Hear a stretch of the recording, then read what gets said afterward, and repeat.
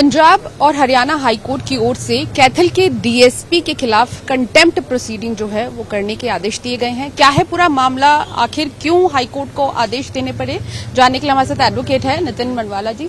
सबसे पहले तो मामला जानना चाहेंगे कि हाईकोर्ट में आए कौन पिटिशनर कौन है, क्या उनका?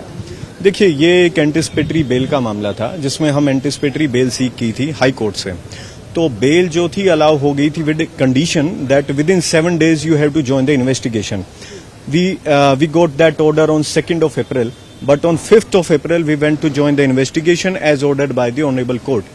But we were sent back लेकिन हमें वापस भेज दिया गया ये बोलते हुए कि 5 तारीख को जब हम डीएसपी साहब के ऑफिस में गए तो हमें बताया गया कि आप सर्टिफाइड कॉपी लेके आए एंड कुछ और चीजें हमें बोली गई जो कि बेसिकली उस ऑर्डर को डॉज करने के लिए था, so that we can not join the investigation on time.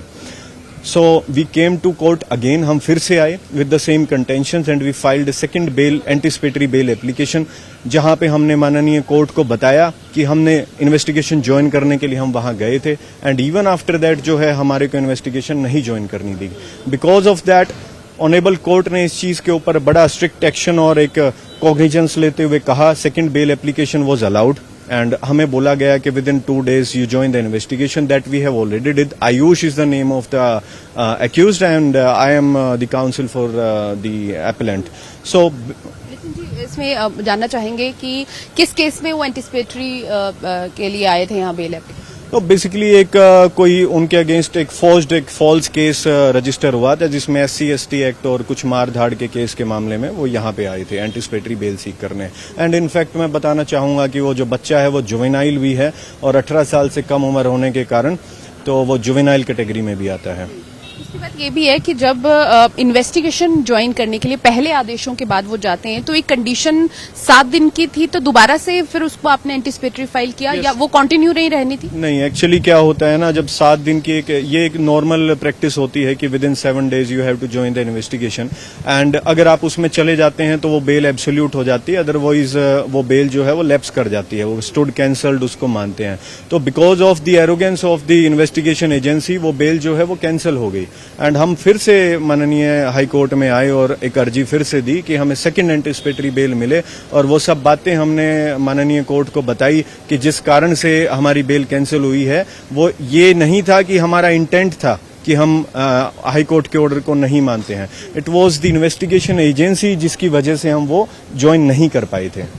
Contempt proceedings के आदेश आज कोर्ट ने दिए हैं और क्या आदेश दिए हैं DSP? Actually on the last date of hearing court ने कहा था, माननीय कोर्ट ने कहा था कि ये क्रिमिनल कंटेम्प्ट करने का एक अटेम्प्ट है इन्वेस्टिगेशन एजेंसी के द्वारा स्पेसिफिकली बाय डीएसपी एंड आज उनको यहाँ पे इन पर्सन बुलाया था और कहा था कि शो कॉज नोटिस क्यों ना उनके अगेंस्ट इशू कर दिया जाए। For that he was asked to bring a reply.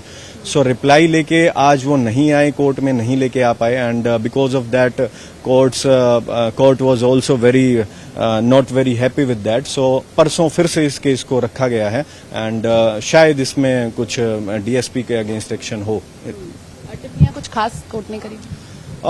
Court ने यही कहा कि माननीय कोर्ट ने कहा कि ऑलरेडी आपने कंटेम्प्ट का अटेम्प्ट किया है and now it was specifically asked from you कि आप जो है इसको लेकर आए, रिप्लाई लेकर आए। अब फिर से वो रिप्लाई नहीं लेके आए। It shows their attitude of the investigation agency की वो क्या समझते हैं अपने आप को, एक आम जनता के सामने वो क्या मैसेज देते हैं जब एक ऑनरेबल हाई कोर्ट के ऑर्डर को कंप्लाई वो नहीं कर रहे हैं। तो सो दैट इज इट।